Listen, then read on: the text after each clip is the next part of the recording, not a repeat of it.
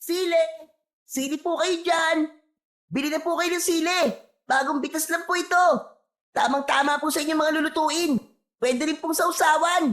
Lagyan niyo po ng toyo at kalamansi! Napakasarap po! Bili na po kayo ng siling labuyo! Lapit lang po kayo mga suki! Yan! Ganyan nga ang pag-aalok ng sili, apo. Nang makuha mo ang atensyon nila. Lolo naman hindi naman po sila bumibili sa atin ng sili. Hindi nga po nila pinapansin yung sigaw ko. Masakit na nga po itong lalamunan ko. Kakaalok sa kanila. Isa pa, napapansin ko po na parang umiiwas po sila sa atin. Dati naman po kapag nakikita po nila tayo, nag-uunahan sila sa pagbili sa atin ng sili. Apo, pabayaan mo na sila. Baka naman wala lang silang pambili ng sili. Kaya sila lumalayo sa atin. Hala, sige na. Itulak mo na lang ang kariton. At sa palengke na lang tayo pumunta. Doon na lang tayo magbebenta ng mga sili. Pero Lolo Jose, kanina pa po ako nagtutulak ng kariton Magpahinga naman po muna tayo. Pagod na po kasi ako. Jesus Mariosep naman na batang ito. Paano ba naman mauubos itong parinda natin kung palagi na lang tayo magpapahinga? Alam mo naman na nagmamadali tayo, hindi ba? Dahil baka maabutan na naman tayo ni Leo at kunin sa atin itong mga paninda natin. Si Lolo naman isang beses pa lang naman po tayo nagpahinga Tsaka kalahating araw na po tayo naglalakad, Lo. Pagod na po talaga ako Hindi po ba kayo napapagod sa pagtutulak ng kariton? Aba, syempre naman napapagod din ako. Gusto ko rin naman na magpahinga tayo. Kaya lang, mas kailangan nating magtinda para meron tayong pambili ng ating pagkain. Tama na ang pagrereklamo mo. Tamad lang ang nagpapahinga, apo. Hindi naman po ako nagrereklamo Talagang pagod na po ako sa pagtutulak ng kariton Isa pa, tingnan niyo naman po Walang bawas ang tinda natin. Simula po nang ipagbawal ni Mayor Aragon ang pagtitinda ng sili, natakot na po ang mga tao na bumili sa atin. Pero Lolo, bakit po kaya ipinagbabawal ni Mayor Aragon ang pagtitinda ng sili? Abay malay ko. Palibasa, takot sa kanya ang mga tao. Kaya ginagawa niyang biro ang hanap buhay ng mga katulad nating naghihirap. At saka, huwag mo na nga munang isipin yun, apo. Ang mahalaga ay pupika tayo ngayong araw na ito. Kaya sige na, umalis na tayo rito. Pumunta tayo ng palengke. Baka sakaling doon maibenta na itong mga sili natin. Pero Lolo Jose, kahit sa palengke pa po tayo pumunta, wala pa rin pong bibili sa atin ng mga sili. Kaya magpapagod lang po tayo. Umuwi na lamang po tayo sa bahay. Hay nako, kung uuwi tayo, apo, paano na itong mga tinda nating sili? Masisira ito at mahihirapan na tayong ibenta ang mga ito. Alam mo naman na dito lang tayo umaasa ng ikabubuhay natin. Kahit na po. Paano po kung mahuli tayo ni Mayor Aragon? Apo, walang masama sa ginagawa natin. Kaya naman bakit tayo matatakot sa kanya? Hindi ba't galit ka sa mga duwag? Bakit ka natatakot ngayon? Hindi ka na ba matapang? Aba, matapang po ako, Lolo Jose, no? Nagmana po kaya ako sa inyo. Ang inaalala ko lang naman po ay ang kalagayan po ninyo. Baka po kasi malaman ni Mayor na nagtitinda rin tayo ng sili. Baka masaktan po nila kayo. Hindi po ba't mainit ang dugo sa inyo ni Mayor Aragon? Dahil hanggang ngayon, ayaw niyo po na ibenta sa kanila ang lupa niyo? Ay nako, pambihira ka naman talagang bata ka, oo. Bakit mo naman pinoproblema ang mga bagay na yun? Abay, problema yun ng matatanda. Huwag mo nang alalahanin yun. Dahil kahit na anong gawin na pagpapahirap sa akin ni Aragon, ay hindi niya makukuha ang mga lupain ko. Aba, minana ko pa yun sa mga magulang ko. Pero, paano po, Lolo? Kung patayin ka po nila, tayo, kagaya ng ginagawa niya na panggigipit sa iba. Wala nang pero-pero. Hindi natin kailangan pag-usapan ng tungkol dyan. Hala, sige na. Magtulak ka na nga ng kariton at mag-alok ka pa ng sili sa kanila. At kapag nakaubos na tayo ng maaga, ay uuwi rin tayo kagad sa bahay at ipagluluto kita ng paborito mong pansit bato. Hala, talaga po, Lolo Jose? Hindi po ba kayo nagbibiro? Mukha ba ako nagbibiro, Buboy? Basta't sumigaw ka pa ng malakas na malakas para marinig nila ang inaalok mong sili. Wala nang nagawa ang may 10 taong gulang na batang si Buboy, kundi ang sumunod sa utos ng kanyang lolose. Paulit-ulit siyang sumigaw ng malakas para mag-alok sa mga tao. Magmula nang ipagbawal ni Mayor Aragon ang pagtitinda ng sili, ay mas nahirapan na silang kumita sa isang araw. Hinala ni Lolo Jose, ginagawa lang yon ni Mayor Aragon para gipitin siya at mapilitan siyang ipagbili ang kanyang lupang sinasaka. Subalit nanindigan ang matanda na kahit na anong mangyari ay hindi nito ipagbibili ang lupang minana pa niya sa kanyang mga magulang. Lalo na at nalaman niya na pagtatayuan yun ng malaking gusali para sa isang malaking pasugalan. Batas ni Mayor Aragon ang nasusunod para silang mga preso sa loob ng baryo ng Garoma. Walang sino man sa kanila ang nakakaalis ng buhay sa lugar na yon. Buhay rin ang kapalit sa oras na lumabag sila sa utos nito. Maya-maya pa ay biglang tumigil sa pagsigaw si Buboy nang makita ang pangkat ni Leo. Nakangisi ang mga ito na humarang sa tulak niyang kariton. Aba, aba, aba. Talagang matigas ang ulo niyo, Lolose, ah. Hindi ba't nagbaba na kami ng ordinansa na bawal nang magtinda ng sili sa baryo ito? Hindi ba kayo marunong sumunod sa utos, ha? O baka naman gusto niyo pang ipakaladkad ko kayo sa mga tauhan ko at ipakulong sa presinto? Ganun ba ang gusto niyo? Presinto? Presinto ba kamo? Wala nang presinto sa lugar na ito dahil kayo na ang batas dito, hindi ba? Talagang kami ang batas sa baryo ito, tanda. Kaya dapat matuto kang sumunod sa pinapatupad namin batas. Ngayon, kung makikipagmatigasan ka sa amin, hindi kami magdadalawang isip na ipakulong kayo ng apo mo sa kulungan. Kasama ng mga kagaya mo na matitigas din ang ulo. Bakit, Leo? Hindi pa ba sapat ang mga ipinakulong nyo nung nakaraan na araw na walang ibang kasalanan kundi ang magtinda para sa kanilang pamilya? Aba, mahiya naman kayo. Pulis ka pa naman. Wala sa batasan nagbabawal sa pagtitinda ng sili. O baka naman, kayo ang dapat na makulong dahil sa mga pinaggagawa ninyo. Ang dahil ito, makakahanap din kayo ng katapat. At kapag dumating ang araw na yon, ako mismo magtitirik ng kandila para sa kamatayan ninyo. Abat, matigas ka, tanda. Baka gusto mo masaktan. Walang tao na gugustuhin na masaktan, Leo. Nagtitinda lang naman kami ng sili ng apo ko. Walang masama roon, hindi ba? Hindi rin naman kami nakakaabala sa inyo. Kaya't anong dahilan? Anong meron sa sili at ginagawa niyo ito sa amin? Talaga bang inuubos mo ang pasensya ko, ha, tanda? Wala kang karapatan na magtanong sa akin. Hindi ang pagtitinda ng sili ang pinag-uusapan dito. Kundi kung paano kayo sumunod sa batas ni Mayor Aragon. Natatay ko! Naiintindihan mo? At kami ang batas dito. Kung ayaw mo sumunod, pues, mapipilitan kaming itapon ang paninda nyo at sirain ang kariton nyo. Hindi na hinintay ni Leo na sumagot si Lolose. Agad nitong sinipa ang kariton, kaya't napunta yon sa gitna ng kalsada. Hindi pa nasiyahan ng isa sa mga tauhan ni Leo. Bigla na lang nitong binuhat at itinaob ang kanilang kariton. Sumambulat sa kalsada ang paninda nilang mga sili. Dahil sa ginawang yon ng mga tauhan ni Leo, nagsimulang magbulungan ang mga tao. Baka sa mukha ng mga ito ang takot at pag-aalala na baka saktan ng mga ito ang maglolo. Bagay na hindi naman nagustuhan ni Buboy, kaya't hindi na siya nakatiis. Inawat niya ang mga pulis habang nakaharang sa unahan ng nakataob na kariton. Tama na! Tigilan niyo na to! Ang sama niyo! Ang sama-sama ninyo!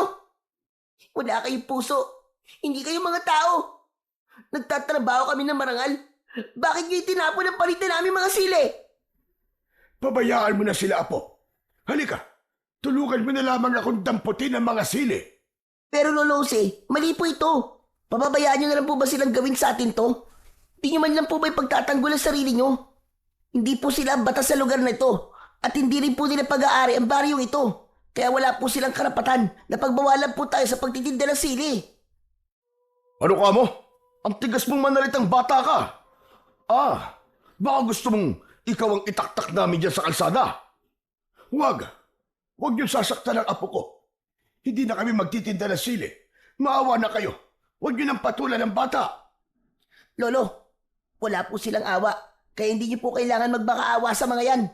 Mga halimaw po sila, Lolo. Apo, tama na. Sige na, pulutin na natin ang mga sili. Huwag mo na silang intindihin. Ang mahalaga, hindi naman nasira ang ating kariton. Yumuko si Lolose para damputin ang mga nagkalat na sili sa kalsada. Kaya wala nang nagawa si Buboy, kundi tulungan na lamang ang matanda. Dala ng matinding awa, pumatak ang luha sa kanyang mga mata habang naririnig ang malakas na tawanan ng mga pulis na nakapalibot sa kanila. Hoy, tanda! Pagmasdan mo kung anong gagawin namin sa kariton nyo. Wala kasi akong tiwala na hindi na kayo magtitinda ng sili. Kaya't naisip ko, para hindi na talaga kayo makapagtinda, heto ang nararapat sa kariton nyo! Nanlaki ang mga mata ni Buboy nang paulanan ng mga ito ng bala ng baril ang kanilang kariton. Kaya't nagsitakbuhan ang mga tao dahil sa takot. Nang mga sandaling yon, ay hindi na napigilan pa ni Buboy ang kanyang sarili. Hinawakan niya ang kamay ng isa sa mga pulis ni Leo at pilit na ibinaba ang hawak nitong baril. Nilambiti na niya ang braso nito at hindi pa siya nakontento. Kinagat niya ito sa kamay. Napasigaw ng malakas ang lalaki at muntik siyang barilin. Pabalyasan itong itinulak pero muli niya itong pinigilan. Tama na po! Maawa na po kayo sa kariton namin. Nakikiusap po ako. Wala po kami ginagawa masama sa inyo. Nagtitinda lang naman po kami ng sili. Ito lang po ang hanap buhay namin kaya parang awa niyo na po. Ibaba niyo na po ang mga baril niyo. Huwag niyo po sirain ang kariton namin. Nakikiusap po ako. Pabayaan mo na sila, Apo. May karma rin ang mga taong yan. Akala ko ba kanina, ayaw mo magmakaawa sa akin si Lolose. Dahil nasabi mo wala kaming awa.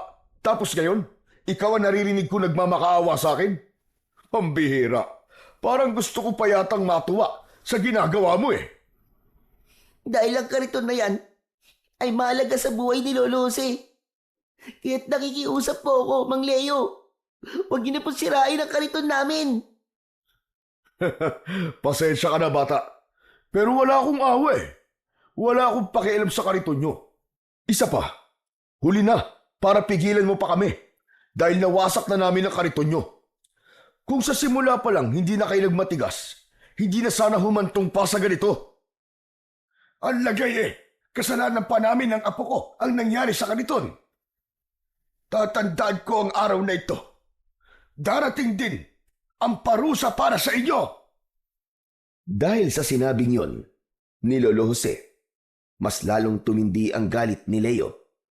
Tumayo ito at inutusan ang mga pulis na ubusin ang bala sa kariton ni Lolo Jose at Buboy. Sinikap ni Buboy na pigilan ang mga ito, ngunit itinulak siya ng lalaking hawak niya sa braso. Nawalan siya ng balanse at tumama ang kanyang ulo sa bato. Naramdaman niya ang pag-iinit ng kanyang ulo at napansin niya ang mapulang likido na umaagos sa kanyang noo. Nang makita yon ni Lolose, ay agad itong lumapit sa kanya. Diyos ko, ang apo ko! Tulungan niyo kami! Ang apo ko! May dugo ang ulo niya! Saklolo! Tulungan niyo kami!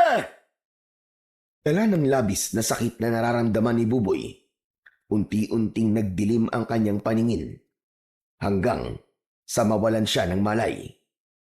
Takot na takot si Lolose nang buhatin si Buboy at dinala sa tabi ng kalsada. Sakto naman ang pagdating ni Kapitan Maro na isa rin namang kaalyado ni Leo. Ano ka ba naman, Kapitan? Bakit ngayon ka lang dumating? Hindi mo ba alam na ang maglolo na yan ay nahuli ko nagtitinda ng sili? Pagsabihan mo mga yan, ha? At baka pati ikaw samain sa akin.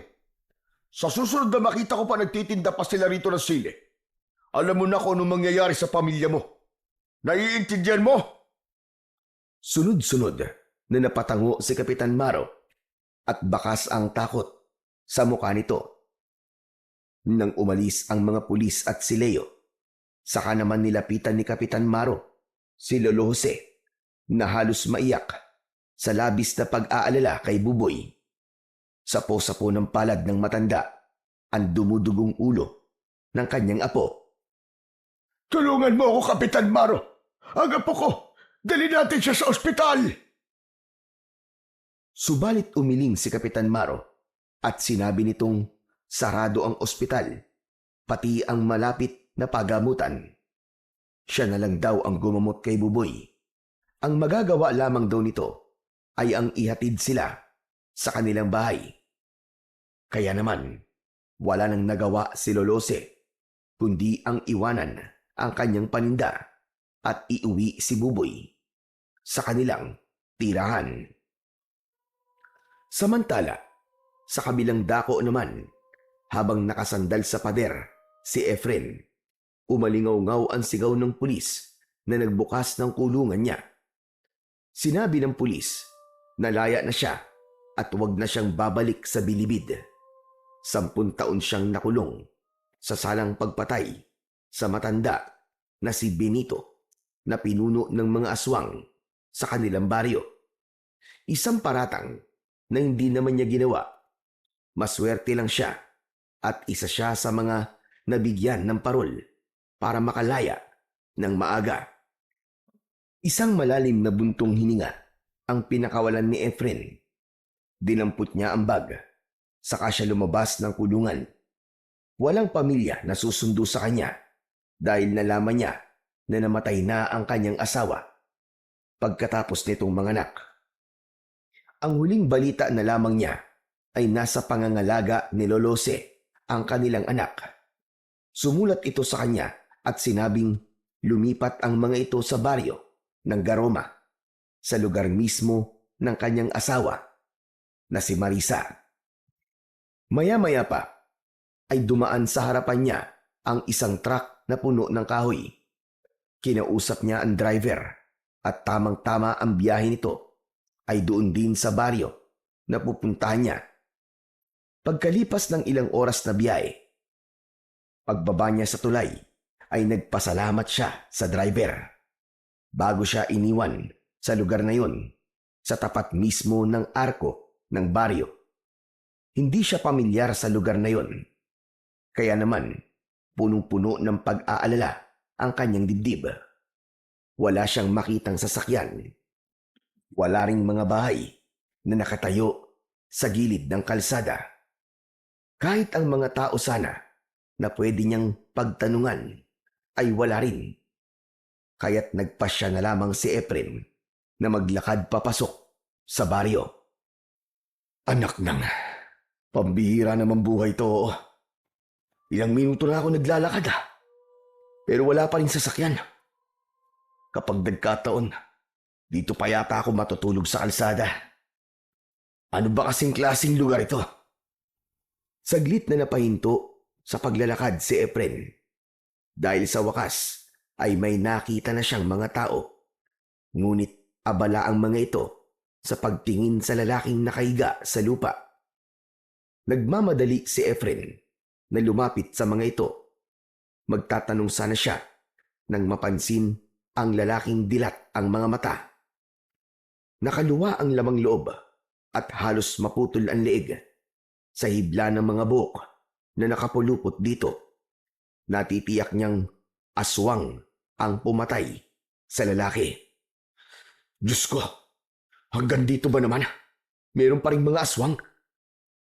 Hinahabol yata ako ng mga aswang. Kailangan mahanap ko kagad ang anak ko.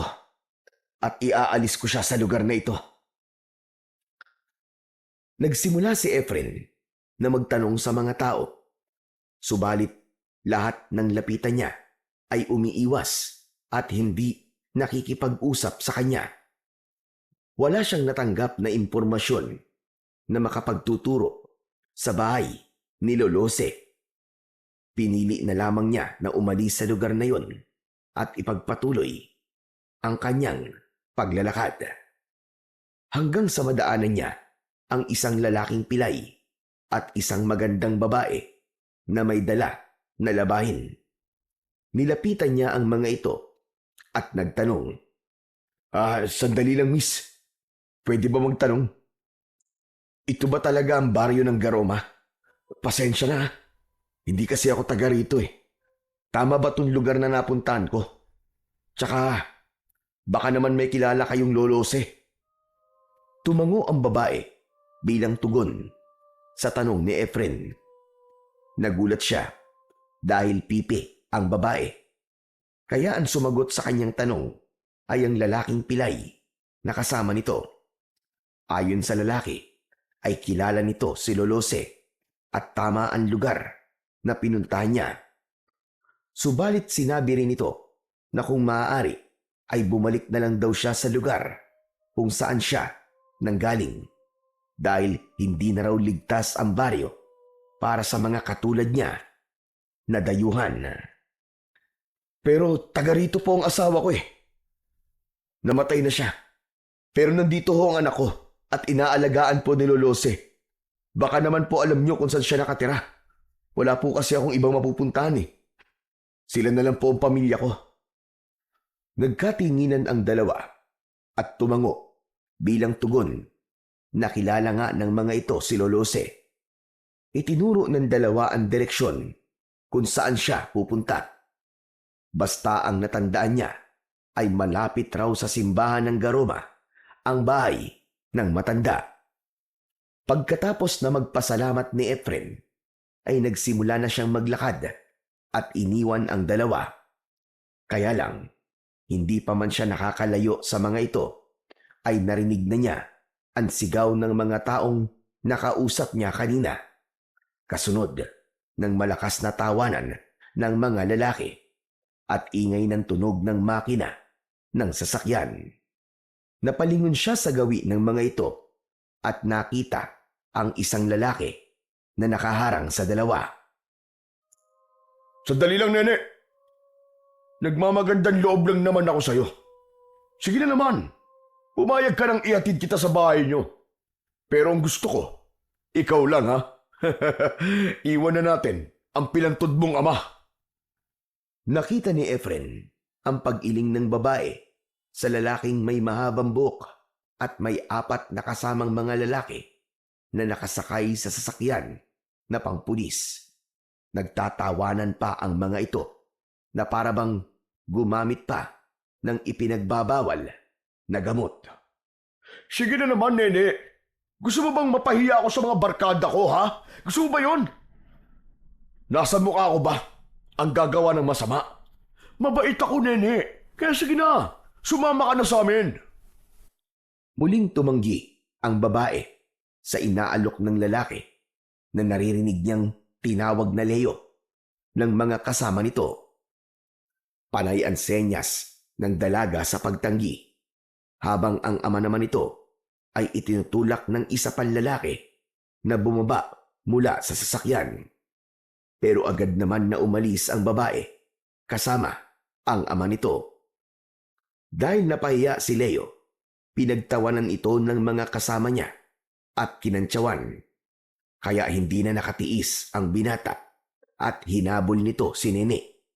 Niyakap kagad nito sa bewang ang dalaga at dinala sa madilim na bahagi ng kakawyan. Ang ama naman ng babae ay agad na pinagsusuntok sa sikmura ng mga kasama ni Leo hanggang sa mawalan ito ng malay. Malakas ang iyak ng dalaga kaya't mabilis na tumakbo si Efren para tulungan si Nene. Nadatnan niya na pinagtutulungan ng mga lalaki na pagsamantalahan ang dalaga na kahit sa kabila ng kapansanan nito ay sinikap pa rin itong manlaban at magpumiglas. Ano ka ba? Huwag ka nang pumalag. Mabilis lang to. Ibigay mo na sa amin ang inaasam-asam namin na ligaya. Sige na!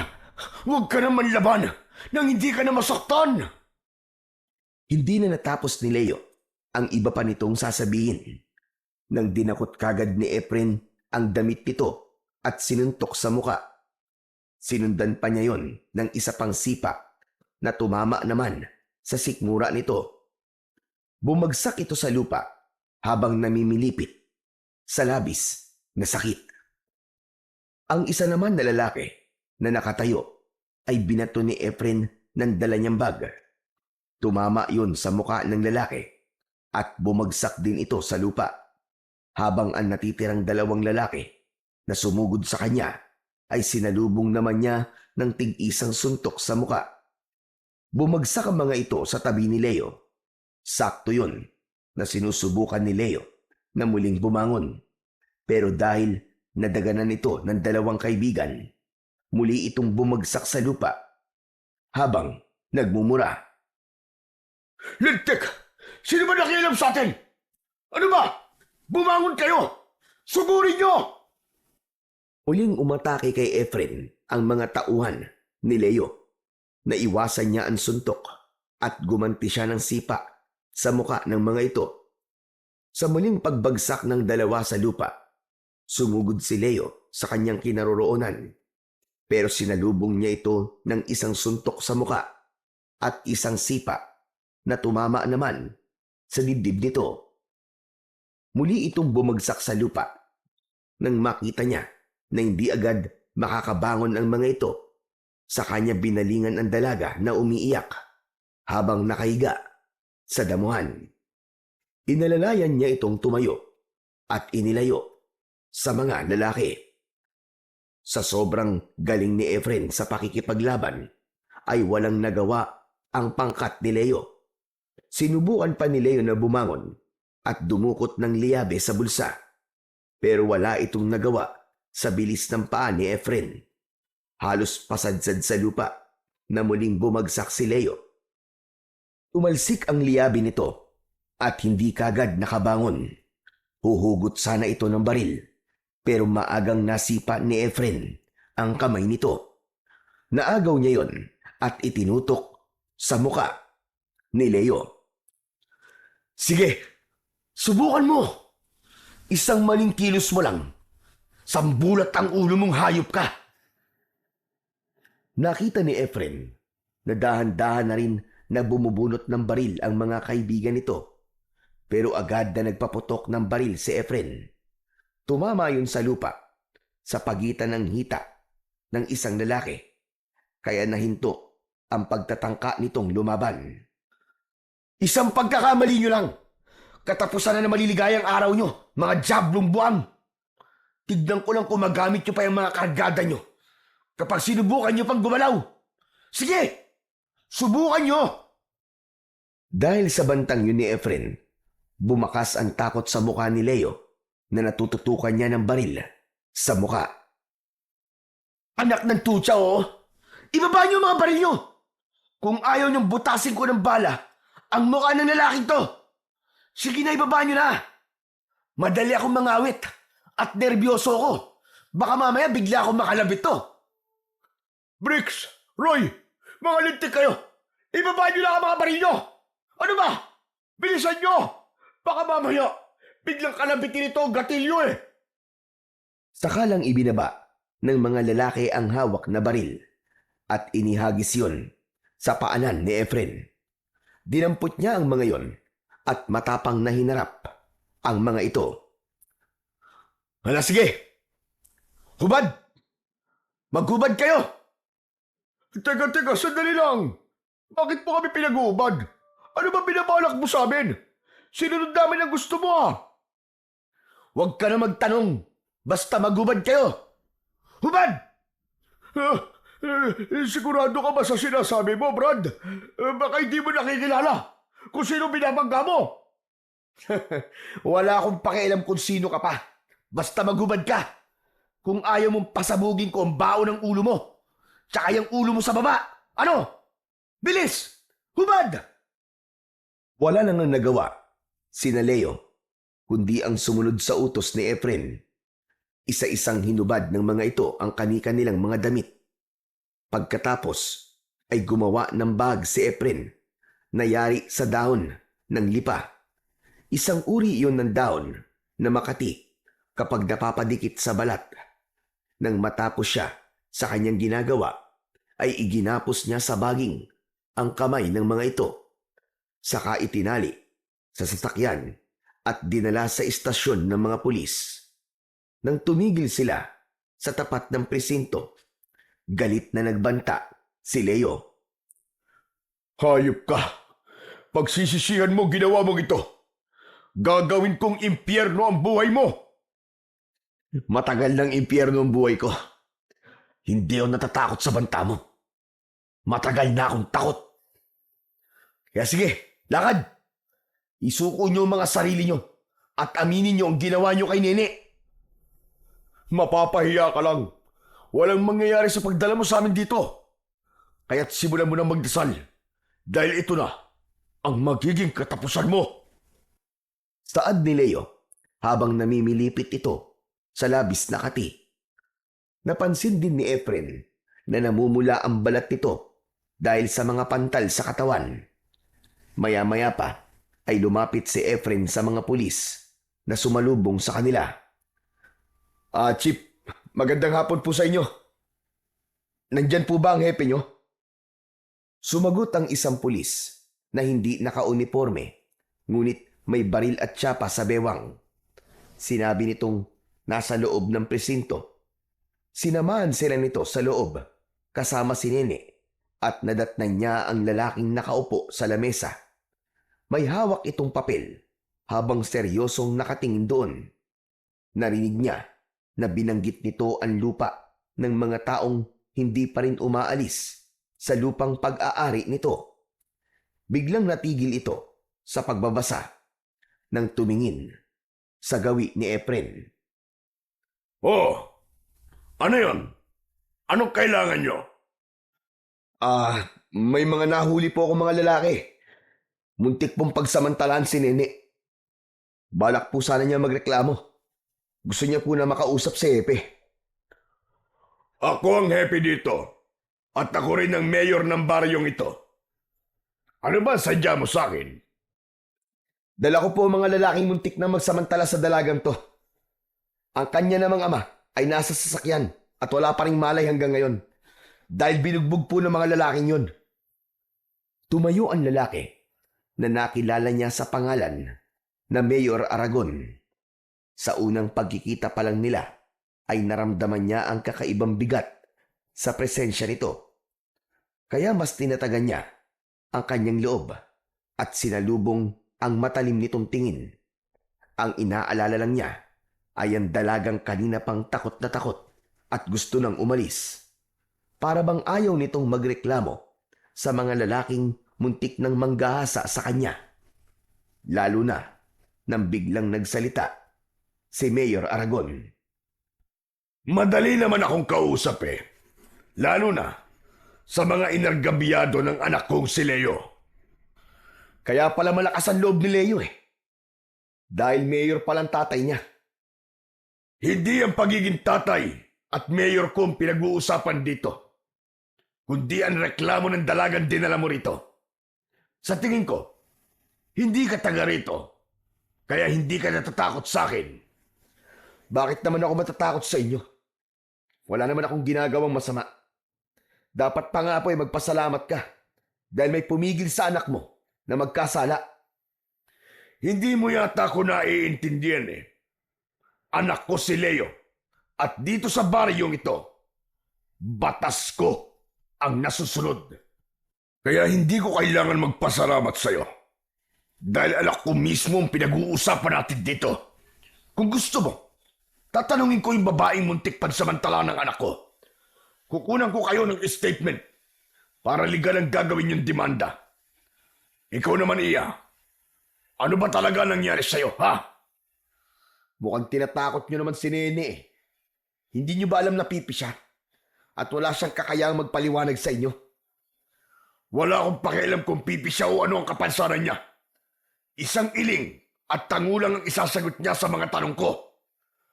Kaya iha, sumagot ka. Tinatanong kita, ano ba talagang gusto mong ireklamo sa anak ko, ha? Dahil sa malakas na boses ni Mayor Aragon, ay napatakbo sa labas ng presinto si Nene. Wala nang nagawa si Efren, kundi ang tumayo at pigilan ito.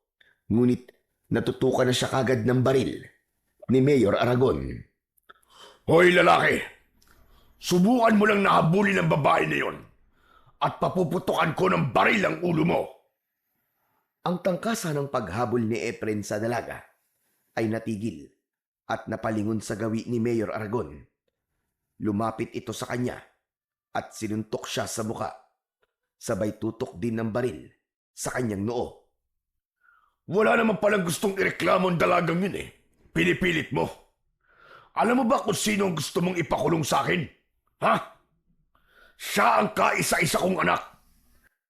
Kaya lahat ng mga taong mananakit sa kanya, pinapatay ko. Gusto kong itatak sa isip mo na walang makakatalo sa akin, lalo na sa batas na ipinapatupad ko. Nagkakaintindihan ba tayo? May katapusan din ang pagiging mayor mo. Matapang ka lang dahil nasa posisyon ka at may hawak ang baril. Pero isinusumpa ko na magbabayad kayo sa lahat ng kasamaan ninyo. Huwag kang masyadong matapang dahil nandito ka sa teritoryo ko. Wala kang lugar dito, kaya mabuti pa, umalis ka na sa baryong ito. Mayor, kung saan ako nakatayo, yun ang teritoryo ko. Ano ka mo? Matigas ka, ha? Kung ganun, ako mismo magpapatapon sa'yo sa labas ng baryong ito. Hala, sige, lakad! Ibabalik kita sa pinanggalingan mo! 2 palo ng baril sa ulo ang naramdaman ni Efren.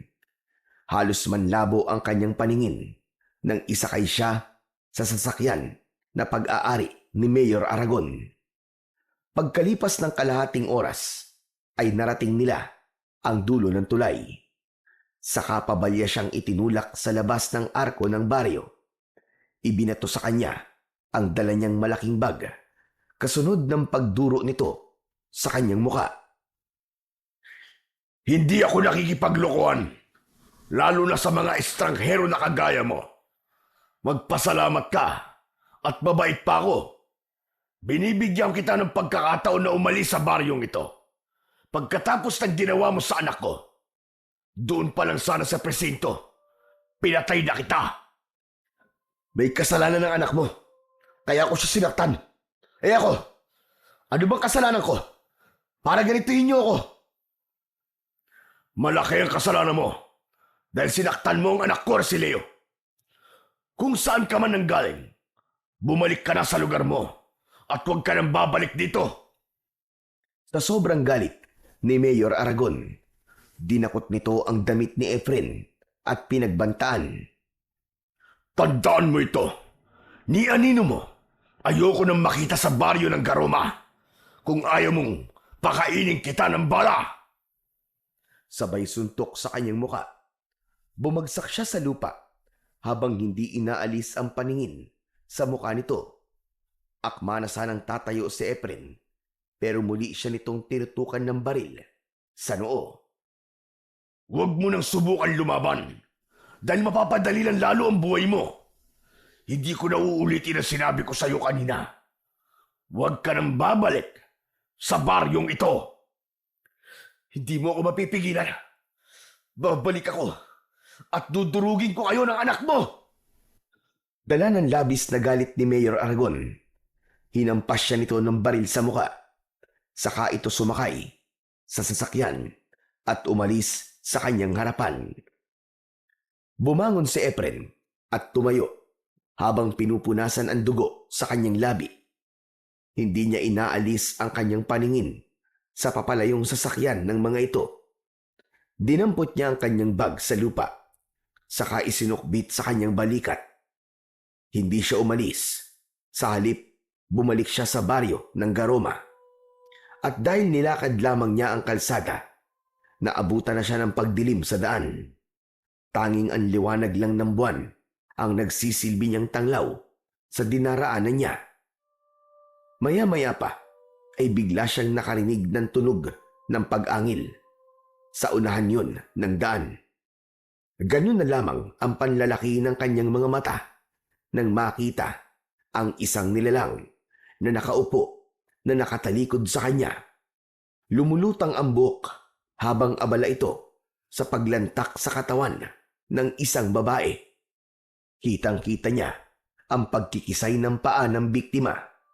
Mabilis niyang dinukot ang bote ng langis na may dinikdik na sili sa kanyang bulsa. Nilapitan niya ito at agad na binuhusan.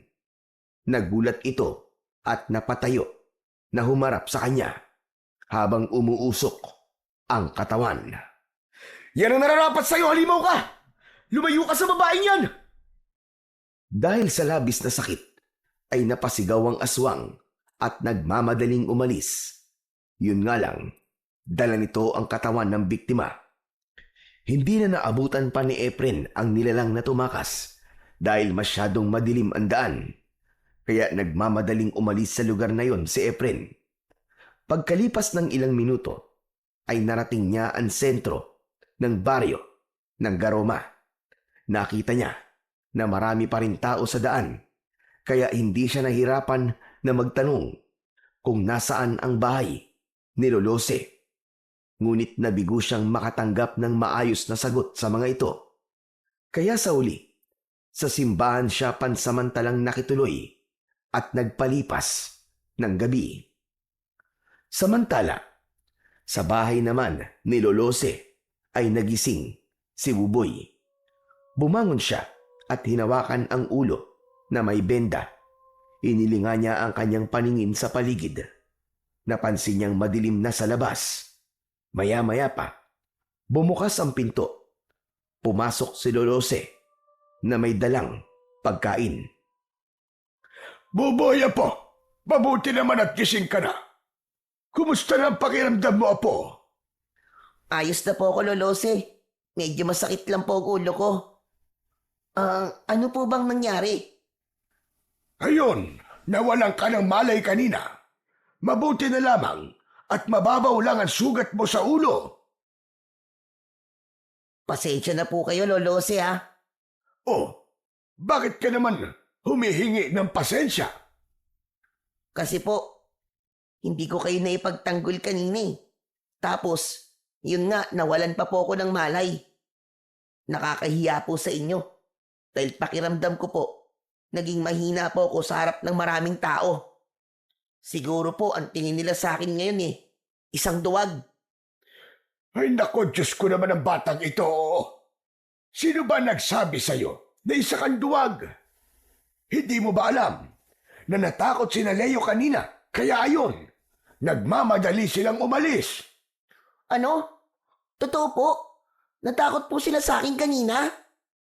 Oo, kaya huwag ka nang malungkot, Apo. O heto, kumain ka na. Ipinagluto kita ng paborito mong pansit bato.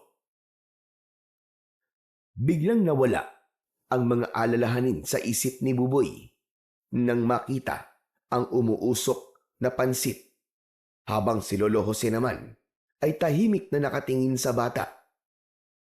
Pagkalipas ng ilang sandali ay biglang narinig ng matanda ang boses ng lalaki na nagtatawag sa labas.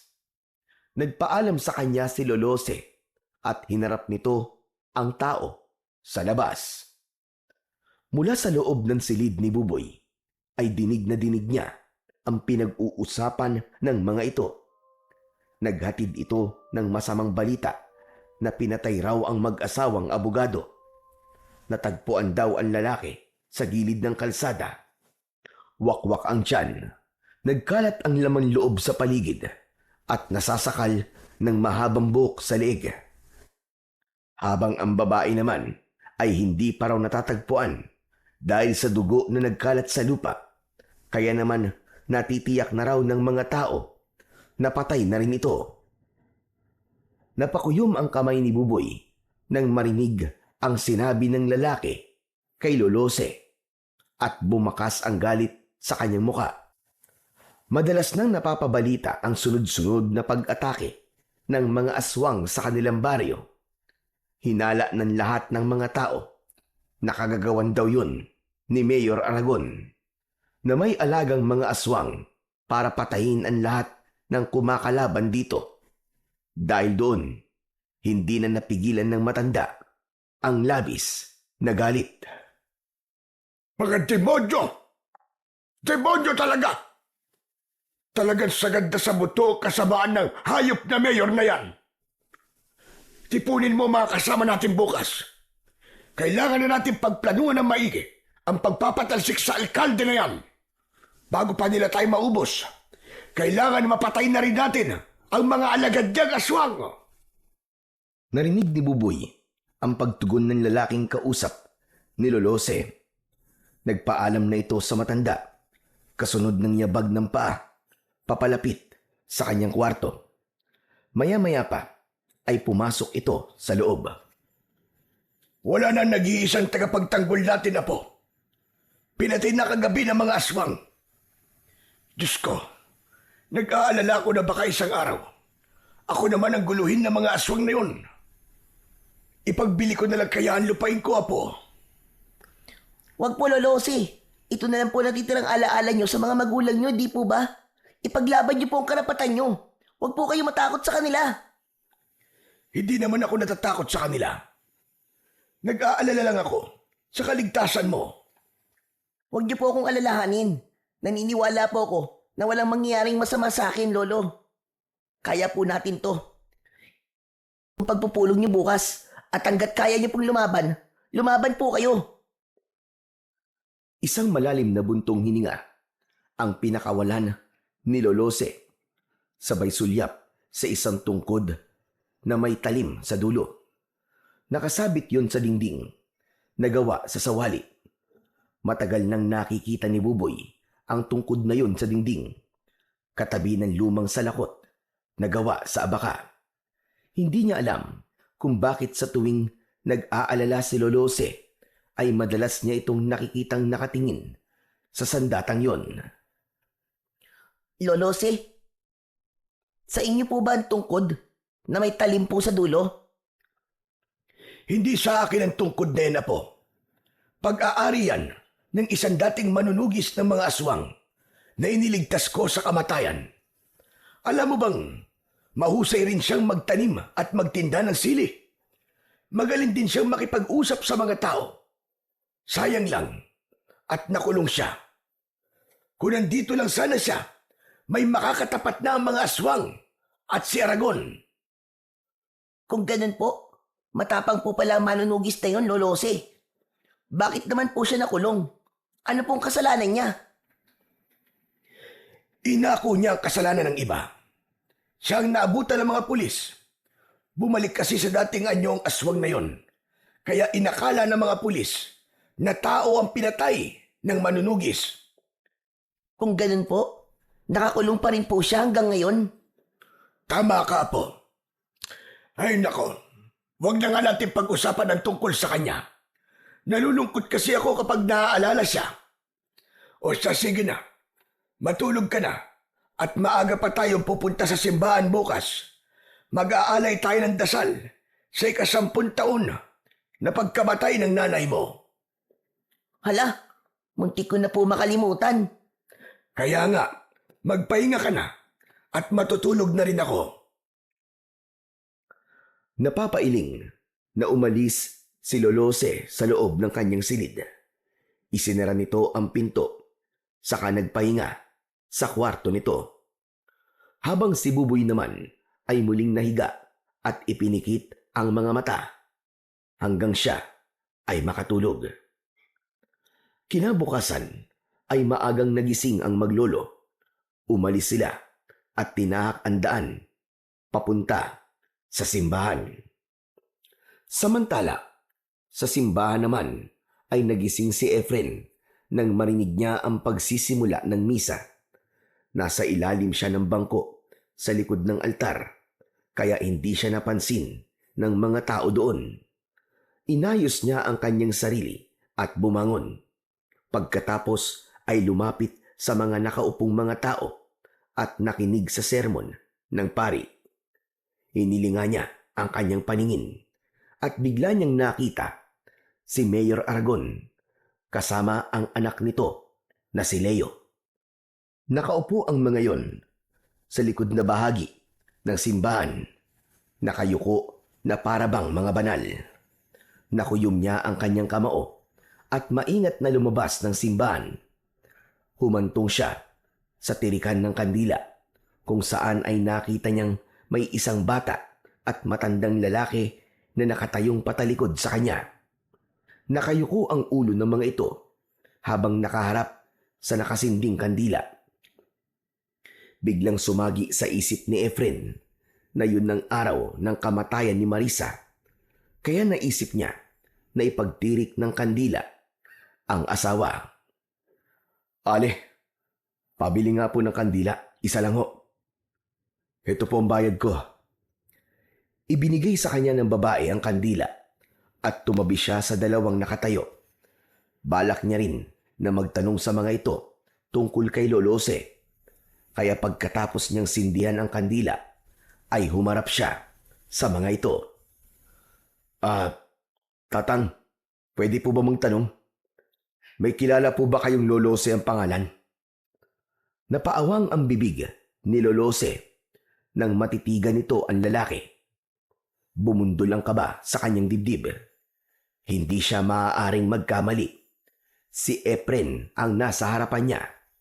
Si Efren naman ay agad na nakilala ang matanda. Ang reaksyon nila ay napansin ng batang si Buboy. Sa tingin niya ay matagal nang magkakilala ang dalawa. Efren? Aba, Efren, ikaw na ba yan? Opo, ako po si Efren. Kahapon ko pa po kayo hinahanap, Lolose. Teka, Lolose. Sino po siya? Kilala niyo po ba siya? Dati ko siyang kaibigan, Buboy. Halika, Efren. Sa bahay na tayo mag-usap. Naunang maglakad ang matanda. Habang sina Buboy at Efren naman ay matagal na nagkatitigan.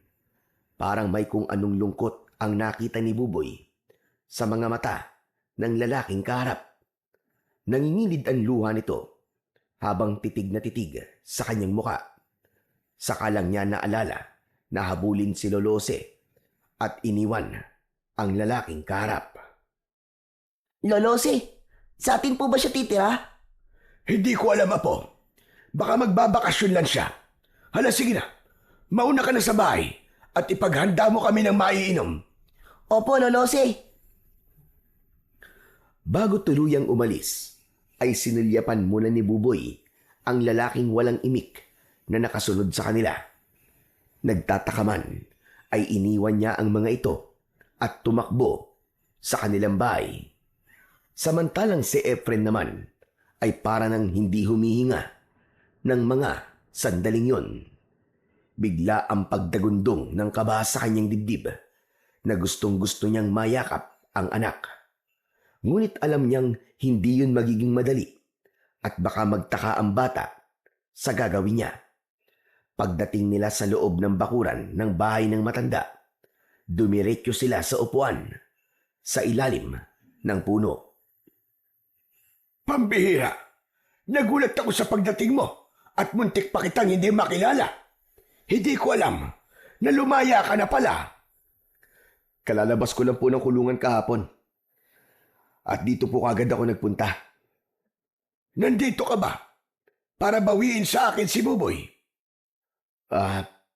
Opo. Sana po.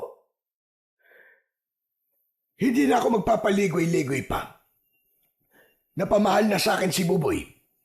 At hindi ko alam kung paano ko ipagtatapat sa kanya ang tungkol sa iyo. Alam ko naman po yun. Pero sa tingin ko po, ay kailangan ko na pong ilayo ang anak ko sa lugar na to. Hindi yun magiging madali, Efren. Walang sino man ang nakakalabas dito ng buhay. Dahil bantay sarado ito ni Mayor Aragon.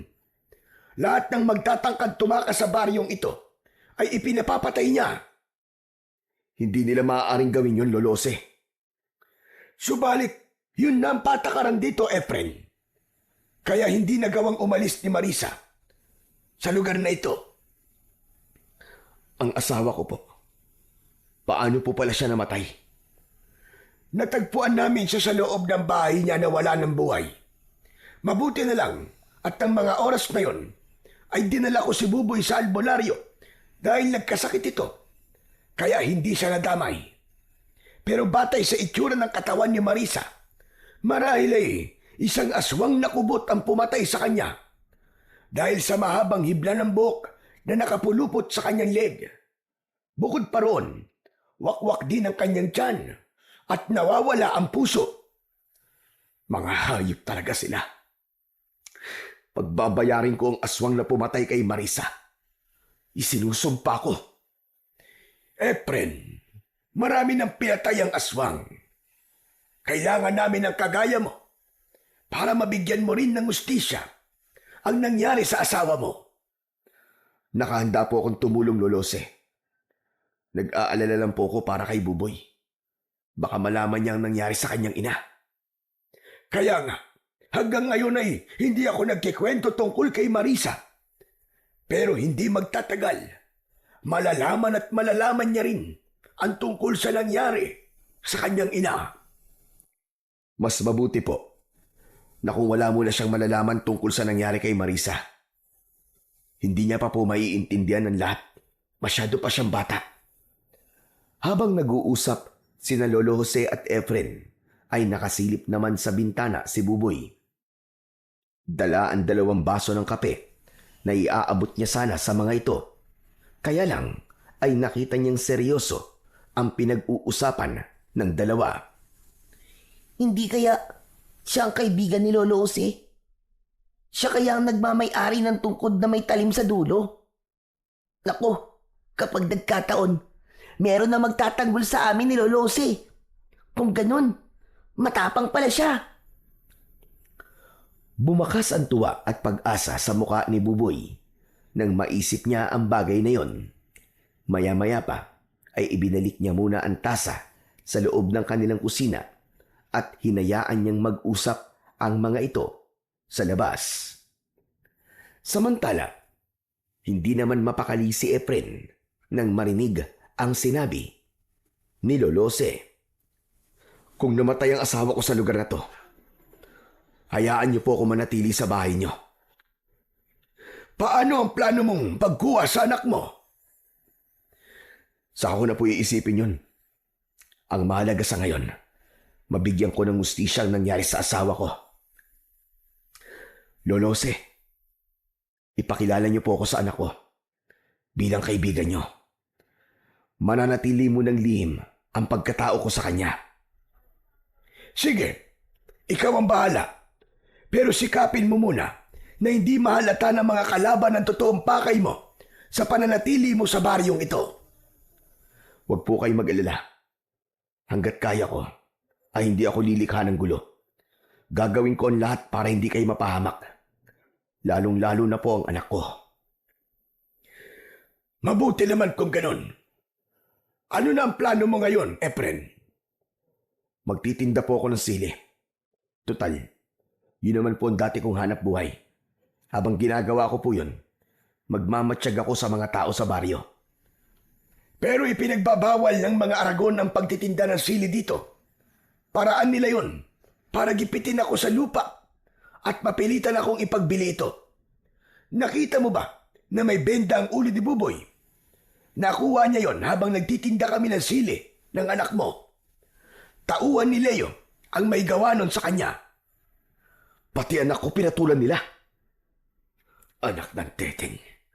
Humanda talaga sila. Hindi magtatagal. Malapit ko ng putulin ang mga sungay nila. Dahil sa ginawa nila sa anak ko. Mas lalo ko silang gagalitin. Pero baka mapahamak naman lalo ang apo ko. Magtiwala po kay Lolose. Ako na po ang bahalang gumawa ng paraan. Isang plano ang nabuo sa isip ni Efren at lihim na sumulyap sa bintana ng bahay ng matanda. Alam niya na kanina ay nakasilip doon si Buboy. Hindi rin niya sinabi kay Lolose na una niyang nakaharap si Leo, kaya natitiyak niyang kaya niyang labanan ang mga ito. Bukod pa roon, hindi alam ng matanda na habang nakakulong siya ay may isang matandang salamangkero ang nagturo sa kanya ng karunungang itim na nagbibigay bisa sa lason ng kahit nanong bagay na gamitin niya sa ritual. At naisip niya na sili ang gamitin niyang lason sa mga aswang. Ang kailangan lang niya ay maibenta ang mga sili sa mga tao bilang bahagi ng pagsasagawa niya ng ritual. Magagawa niya lang yon sa tulong ni Buboy dahil kabisado na nito ang lugar. Ang mabuti pa, pumasok na tayo sa loob ng bahay para naman makapagpahinga ka na. Naunang pumasok sa loob ng bahay, si Lolose. Saka sumunod si Efren. Bumungad sa kanya ang loob ng bahay. Nakita niya ang larawan ni Marisa. Muling bumakas ang galit sa mukha ni Efren nang maalala ang kwento ni Lolose tungkol sa nangyari sa kanyang asawa. Samantala, mula naman sa loob ng silid ni Buboy ay dinig na dinig niya ang yabag ng mga paa ng mga ito. Papasok sa loob ng kanyang silid. Nakita niya ang dalawa na nakatayo sa pintuan. Buboy Apo, halika. Doon ka muna sa kwarto ko matutulog. Dito muna si Efren sa silid mo. Sige na, dalin mo na ang mga gamit mo doon. Ang ibig niyo po sabihin, Lolose, dito na po titira si Kuya Efren? Parang may kutsilyong tumusok sa puso ni Efren nang marinig niya ang sinabi ng kanyang anak na si Buboy. Hindi ako magtatagal dito. May kailangan lang akong gawin. Siya nga pala. Gusto mo bang sumama sa akin sa pagtitinda ng mga sili? Nag-aalalang napatingin si Buboy sa muka ni Lolose na seryoso rin na nakatingin sa kanya. Lolo, hindi niyo po ba sinasabi kay Kuya Efren na bawal po dito ang magtinda po ng sili? Alam na niya, Apo. Kaya lang, hilig niya talaga ang paglalako ng sili. Isa pa, gusto niyang malaman ang lahat ng pasikot-sikot sa lugar na ito. Hindi naman ako makakasama sa inyo dahil walang maiiwan dito sa bahay. Isa pa, huwag kang mag-alala. Magaling humanap ng paraan si Efren. Maabilidad siya. Paano po si Mang Leo? Ang mga pulis nila na mananakit po sa amin kapag nahuli niya kaming nagtitinda ng sili. Huwag kang mag-alala, Buboy. Sisiguraduhin ko na ligtas ka at hindi ka mapapahamak. Ayos ba yun? Sige po. Sasama po ako sa inyo. Dala ng tuwa ay yumakap si Buboy sa bewang ni Efren. Nagkaroon tuloy siya ng pagkakataon para mayakap ng mahigpit ang kanyang anak. Malungkot naman na lumabas si Lolose. Hinayaan itong mapagsolo ang mag-ama. Sige po, Lolo Efren. Magpahinga na po muna kayo. Para po mamaya, magtitinda na po tayo ng sili. Kaya lang, nasira po ang kariton namin eh. Sinira po ng mga walang niyang pulis ni Mang Leo. Ako na ang bahala sa kariton. Marunong naman akong gumawa nun eh. Nang matapos mag-usap ang dalawa, saka lang umalis si Buboy. Naiwan si Efren sa loob ng kwarto ng anak. Pinagmasdan niya ang mga gamit nito. Pero mas napukaw ang kanyang atensyon sa tungkod na nakasabit sa dingding. Ibinaba niya ang kanyang bag. Sa kanilapitan ang tungkod. Hinawakan niya yon, kaya hindi niya namalayan na nasa likod na pala niya si Lolose. Iningatan ko mga yan, Efren. Dahil alam ko na balang araw ay muli ang sasayad sa iyong mga kamay. Panahon na para tapusin ang pag-asik ng lagim ng mga aswang sa baryong ito. Bigyan niyo pa po ako ng sapat na panahon. Kailangan ko lang po ng konting oras para sa mga plano ko. Ikaw ang bahala. Kaya kita kinausap ngayon ay dahil gusto kong malaman mo na madaling makuha ang loob ni Buboy. Kung magpapakita ka ng katapangan sa kanya, mapapadali ang pagtanggap niya sa iyo bilang ama niya. Matapang ang anak mo, Efren. At yun ang minana niya sa ugali mo. Ngunit sa sandaling magpakita ka sa kanya ng kahinaan o kaduwagan, ituturing kanyang isang kaaway. Sinasabi niyo po bang unti-unti kong kunin ang loob niya sa pamamagitan ng pagpapakita ng katapangan sa kanya? Oo, Efren. Para hindi ka mahirapan. Sige na, magpahinga ka na muna. Huwag mo na munang isipin ang kariton. May mahihiraman naman ako. Sige po. Maraming salamat po sa inyo, Lolose. Nang umalis si Lolose, ay nagpahinga muna saglit si Efren sa katre ng kanyang anak, habang nananatiling nakatingin sa bubong. Pagkalipas ng isang oras, ay bumangon si Efren. Nagpalit siya ng damit. Nang matapos sa ginagawa, ay lumabas siya ng kwarto. Nakita niyang naghihintay sa kanya si Buboy sa tabi ni Lolose. Nakangiti ito at handa nang magtinda ng mga sili. Kanina ko pa po kayo hinihintay, Kuya Efren. Nanghiram na po kasi si Lolo ng kariton sa kapitbahay namin eh. At nahihanda ko na rin po ang mga paninda natin na sili. Ganun ba? Sige, lumakad na tayo. Mabuti pa nga. At kanina pa akong kinukulit ni Buboy na puntahan ka na sa silid mo. Tama-tama lang ang oras na ito para maglako ng mga sili. Basta't kapag natanaw nyo ang pangkat ni Leo, umiwas na muna kayo para wala ng gulo. Lolo, ngayon pa po ba kami iiwas? Kasama ko na po ang tao magtatanggol sa atin. Oh, panis sila kay Kuya Efren ko. Lagot sila ngayon. Tama na yan, Buboy. Huwag ka masyadong magmalaki sa kanila. Alalahanin mo na armado si Leo. Bago lang dito si Efren. Kaya ikaw ang bahalang sumama sa kanya. Huwag na po kayo mag-alala masyado, Lolose. Kaya ko naman pong pangalagaan si Buboy.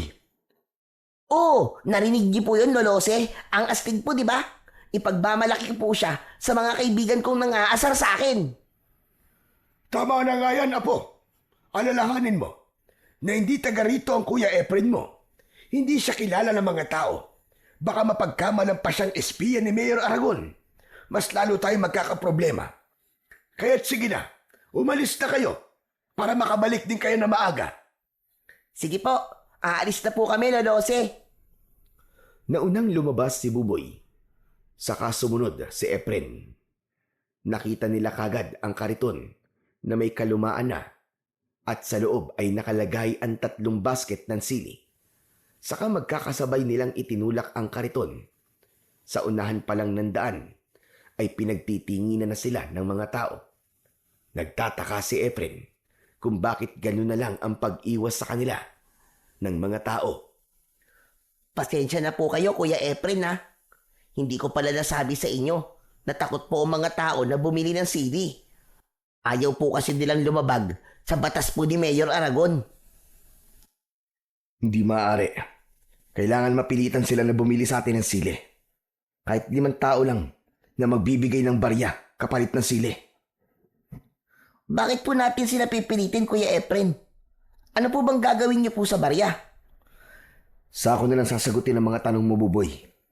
Sa ngayon, magtiwala ka lang sa akin. Sige na, maglako na tayo ng sili. Alokin mo silang lahat. Agad naman na sumunod sa utos ni Efren si Buboy. Kaya umalingaw-ngaw ang malakas nitong sigaw. Sili! Sili po kayo dyan! Bili na po kayo ng sili, bagong pitas lang po! Mga suke, bili na po kayo! Paulit-ulit na sumigaw si Buboy, ngunit patuloy rin na lumalayo ang mga tao sa kanila. Habang si Efren naman ay lihim na pinag-aaralan ang kilos ng mga tao. Walang bakas ng pagkahawa ng mga aswang sa mga ito. Maya-maya pa, si Efren naman ang nag-alok ng sili sa mga tao. Ale, bili na po kayo ng sili. Kahit magkano po, ibibigay ko po sa inyo ang lahat ng to. Akma na sanang tatalikod ang Ali kay Efren, pero hinawakan niya ang kamay nito at iniabot ang 1 dakot na sili.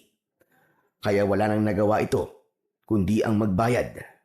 Nakita rin ni Efren ang babaeng pipi na si Nene. Nang magtama ang kanilang paningin, ay nahihiyang nagtago ito sa likod ng ama. Nilapitan niya ang mga ito. Nene, huwag ka na matakot. Hindi naman ako galit sa ginawa mo eh. Naiintindihan ko kung bakit natakot ka. Huwag mo nang isipin ang mga nangyari. At teka, siya nga pala. Nahanap ko na pala si Lolo Jose. Salamat sa inyo ni Mang Pidring ha. Dahil sa sinabing yun ni Efren, bumili ang mga ito ng sili sa kanila. Mabilisan ang kanilang ginawang pagpapalitan. Kaya ang mga nakakitang tao ay mabilis din na lumapit sa kanila at bumili rin ng mga sili. Makakatulong po sa inyo mga sili. Kung totoo pong may aswang na kubot sa lugar na to, malakas na pangontra ang sili sa kanila. Dahil sa mga sinabi ni Efren, nagunahan sa pagbili ng mga sili ang mga taong naroroon, habang si Buboy ay hindi makapaniwala na ganun kabilis mauubos ang kanilang paninda. Mahusay sa pakikipag-usap ang kaibigan ng kanyang lolo. Kaya naman, ginanahan na rin siya sa paglalako. Nang konti na lang ang natitira sa basket, ay hindi nila inaasahan. Nahihintuan sila ng sasakyan ng mga pulis at nagmamadaling bumaba mula roon ang 4 na lalaki, kasama si Leo. Sa una ay hindi nito napapansin si Efren at si Buboy kagad ang nilapitan nito. Agad na dinakot ni Leo ang damit ni Buboy. Ang tigas talaga ng pagmumukha mong bata ka eh, no? Hindi ba't sinabi kong hindi ka na magtitinda ng sili sa baryo ito? Hindi ka ba talaga marunong madala, ha? Hoy, bitiwan mo ang bata, pare. Wala siyang laban sa'yo. Dahil sa pagkakahawak ni Efren sa kamay ni Leo, ay nabaling ang atensyon nito sa kanyang muka. Hindi nito kagad naalala ang muka niya, pero nang lumapit ang isa sa mga kaibigan nito at sinabi na si Efren ang taong bumugbog sa kanila, biglang bumakas ang galit sa muka ni Leo. Kaya nalaman ni Buboy na talaga palang matapang si Efren. Binitiwan ni Leo si Buboy at dinakot nito ang suot na damit ni Efren. Sandali! Tutukan nyo ng baril ang batang yan. May gusto lang akong ipamukha sa hayop na ito. Tignan mo nga naman ang swerte, ano? Kung talagang para sa'yo, kusang lumalapit sa'yo. Pagkatapos magsalita ni Leo, ay 2 suntok kagad ang tumama sa muka ni Efren, habang binunutan siya ng baril na nakatutok sa kanyang noo. Hindi makaganti si Efren dahil hawak si Buboy ng mga tauhan ni Leo. Bumundol ang kaba sa kanyang dibdib dahil naunahan siya ni Leo at makikita ni Buboy kung paano siya matatalo sa laban. Maya-maya pa, isang pagpalo naman ng baril ang tumama sa kanyang muka, kaya't bumagsak siya sa lupa. Kuya! Kuya Efren, bumangon ka! Bumangon ka, kuya! Huwag kang papatalo! Lumaban ka sa kanila! Ngunit hindi lumaban si Efren. Tinanggap niya ang lahat ng suntok ni Leo. Lumapit na rin ang 2 kasama ni Leo at pinagtulungan siya ng mga ito na bugbugin sa harap ng batang si Buboy at ng mga taong nagulat sa mga nangyari. Habang ang isang tauhan ni Leo ay nakatutok pa rin ang baril sa sintido ni Buboy. Konting pagkakamali lang niya, buhay ng kanyang anak ang nakataya. Ano? Siraulo kang hayop ka? Matapang ka? Huh.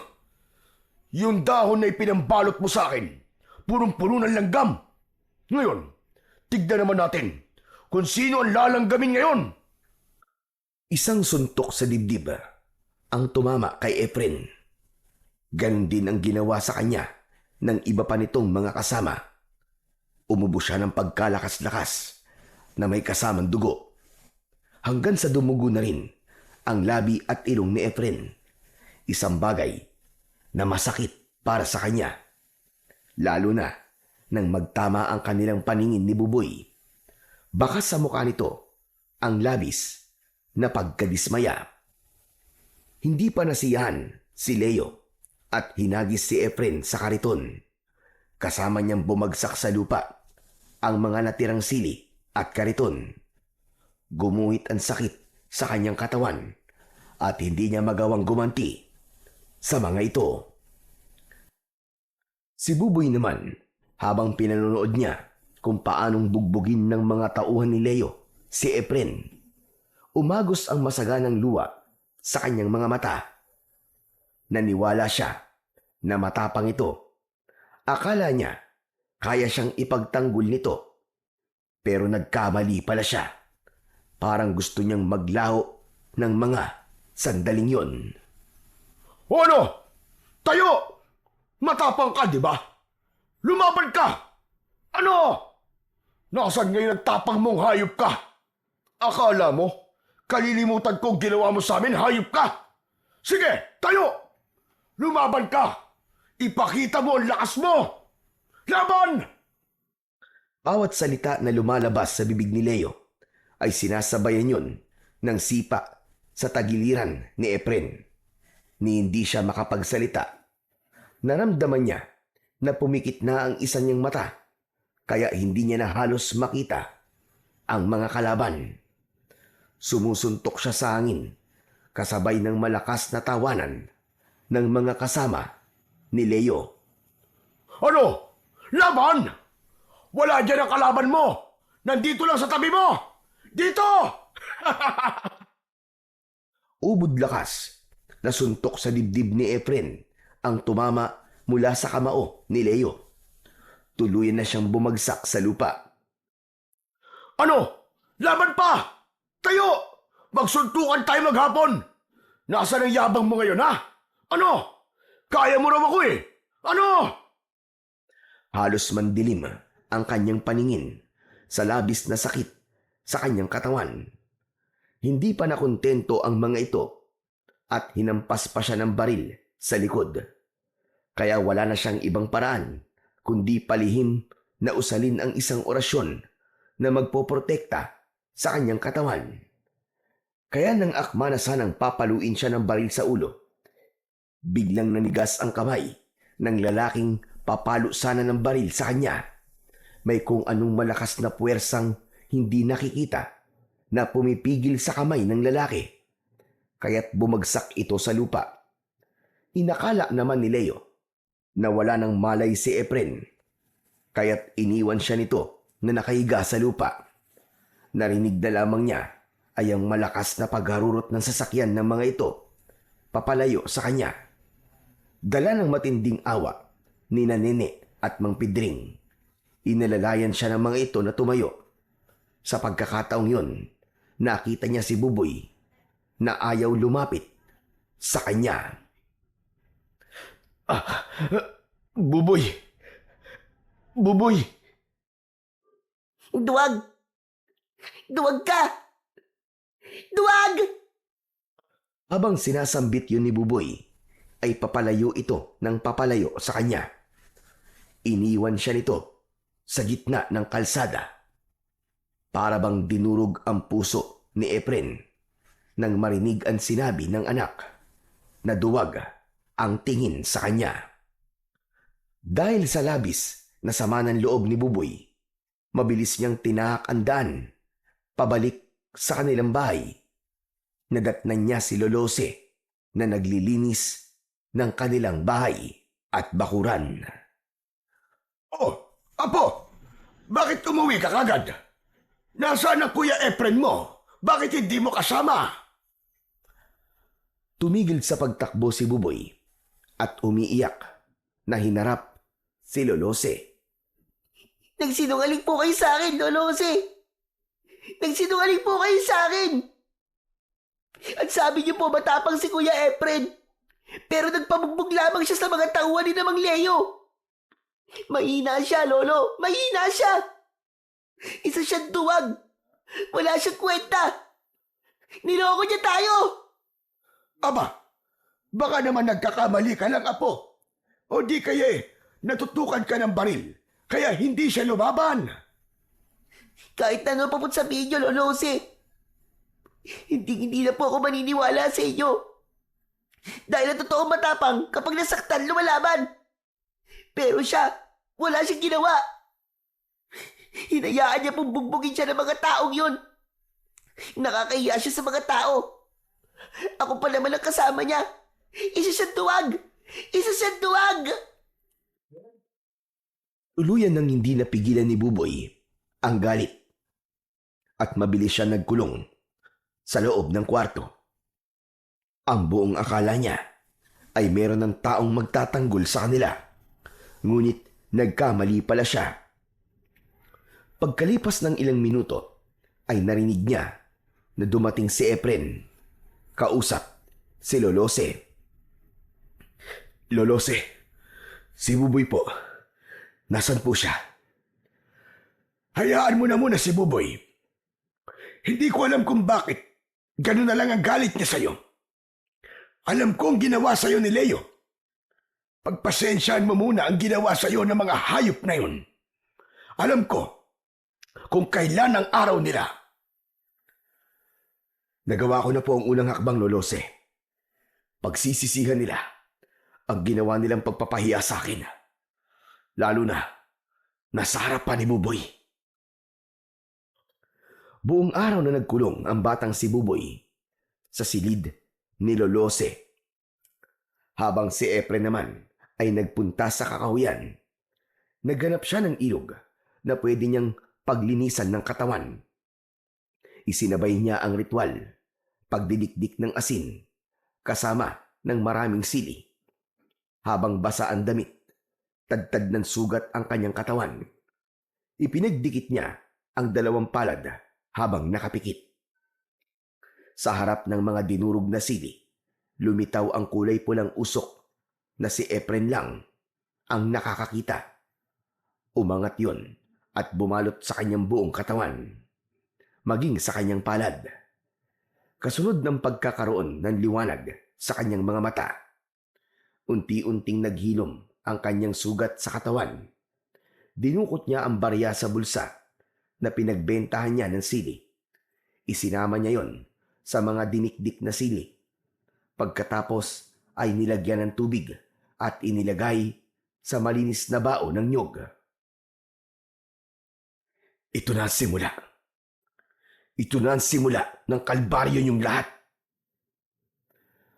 Pagkatapos magsagawa ng ritual, umuwi siya ng bahay ni Lolose.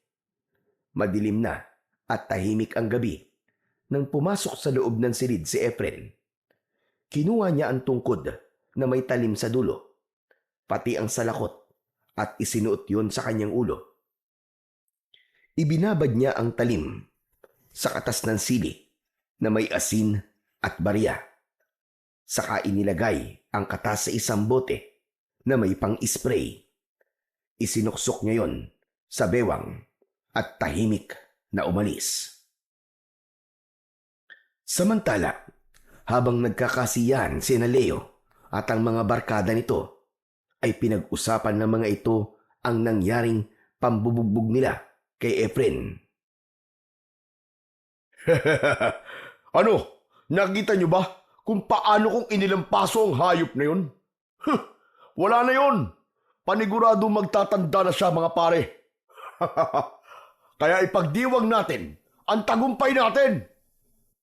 Sabay-sabay na nagtaas ng baso ang mga ito, saka pinag-umpugan bilang tanda ng pagdiriwang nila.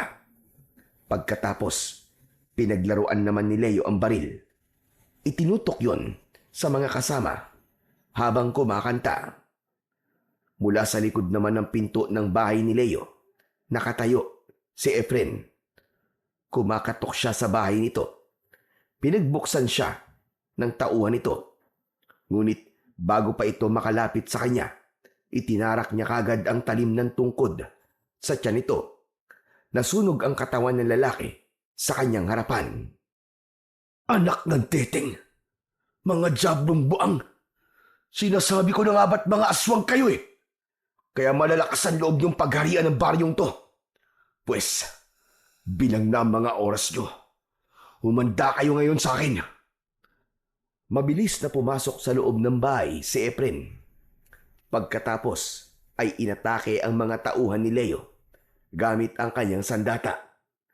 Walang kaalam-alam ang magkakaibigan na naubos na ni Efren ang mga nagbabantay sa labas. Maya-maya pa ay lumabas ang isang lalaki. Natatandaan niya na ito ang pumalo ng baril sa kanyang likod. Nagkatamaan sila ng paningin. Mula sa kanyang harapan ay biglang nagbago ang anyo nito. Naging isang kubot at ginamit nito ang humahabang buhok para umatake sa kanya. Sinalubong niya yun ng spray sa muka ng dinikdik na sili at asin. Sumabog bigla ang katawan nito at lumipad ang alipato ng naaabo nitong katawan. Babalik ka na ngayon sa impyernong pinanggalingan mo. Iniwan ni Efren ang abo na kumalat sa sahig at mabilis na pinasok ang silid na kinaroroonan ni Leo. Hindi agad nakagalaw ang mga ito. Nakaawang ang bibig na nakatingin sa kanya. Magandang gabi mga kaibigan. Nandito ako para maningil ng pautang. Napatayo si Leo. Subalit nahampas na ito ng tungkod ni Efren. Bumagsak ito pabalik sa upuan habang ang dalawa naman itong kasama ay umatake sa kanya.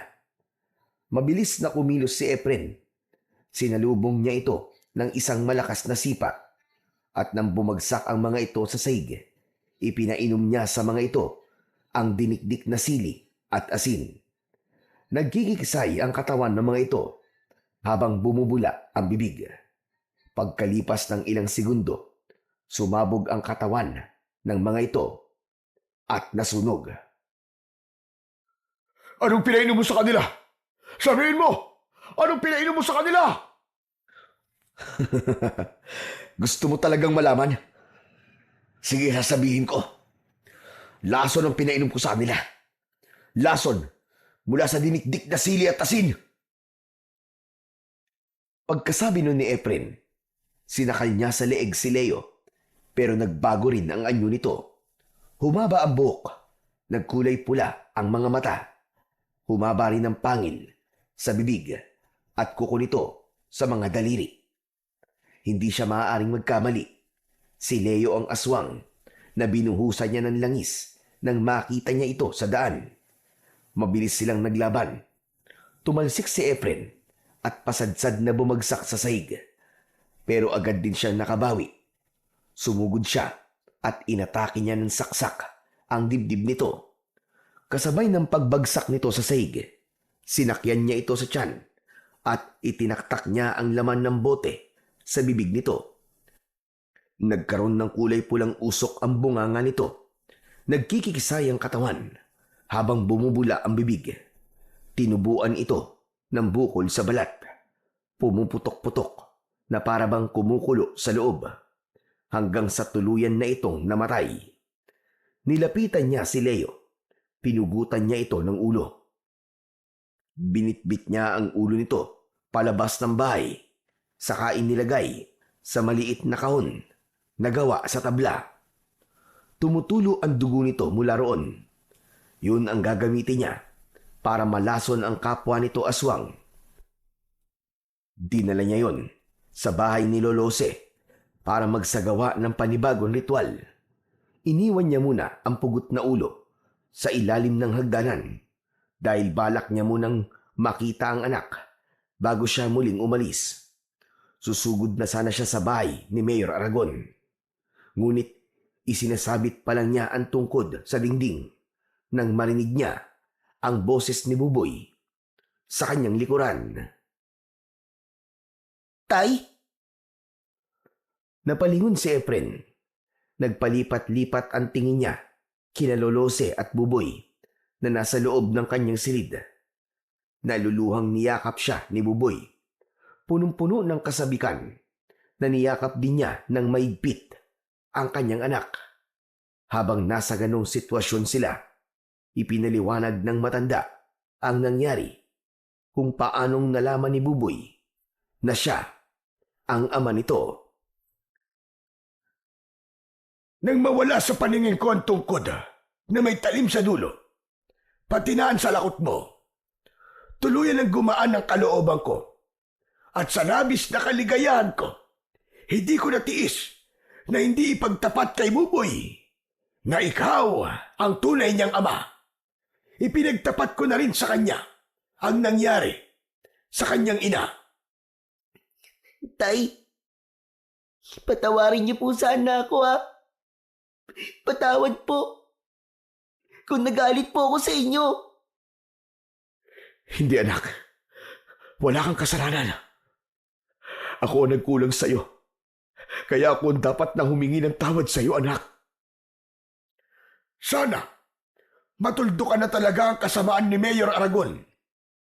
Alam mo ba kanina, habang wala ka at nagpupulong kami ng mga kasama ko, pinaulanan niya ng bala ang mga taong nakikisa sa akin at pinagbantaan niya ako na kapag hindi pa kami umalis bukas, susunugin niya ang bahay ko.